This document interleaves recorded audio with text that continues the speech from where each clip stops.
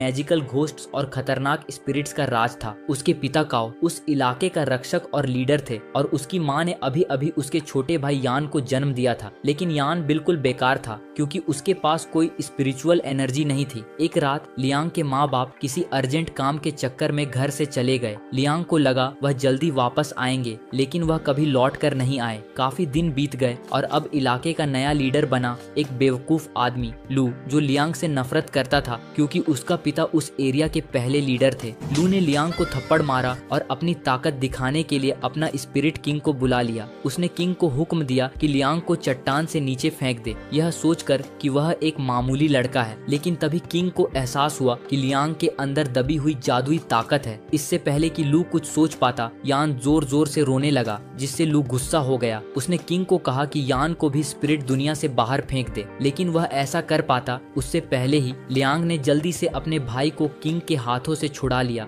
और उसे बचाने के लिए खुद इंसानी दुनिया में छलांग लगा दी। इंसानी दुनिया में लियांग ने एक पुल के नीचे छोटा सा कैंप बनाया। अपने और यान के पेट भरने के लिए वह दुकानों से चोरी करता था, लेकिन दुकानदार का सब्र टूट गया और उसने अपने असिस्टेंट एडा को भेजा कि वह उसे ढूंढ ले। एडा ने लियांग का छिपा हुआ ठिकाना ढूंढ निकाला और उसे समझाया कि वह कोई दुश्मन नहीं है। उसने लियांग को अनाथालय ले जाने की बात कही, लेकिन लियांग ने इनकार कर दिया। लियांग किसी तरह अपने भाई के साथ सड़क पर जिंदा रहने लगा, जैसे एक आम भटकता हुआ इंसान। लेकिन एक सर्दी की शाम यान बीमार पड़ गया। लियांग उसे हॉस्पिटल ले गया, लेकिन डॉक्टर ने बिना पैसे के इलाज करने से मना कर दिया। मजबूरी में लियांग एडा के पास वापस गया और उससे अनाथालय ले जाने को कहा। अनाथालय में लियांग को गर्म पानी से नहाने का मौका मिला और पेट भर खाना भी, लेकिन उसने देखा कि यान गायब है। बाहर निकलकर ढूंढने पर पता चला कि एडा ने उसे एक गंदे अमीर आदमी को बेच दिया था और यान को कचरे में फेंक दिया जहां उसकी औकात थी।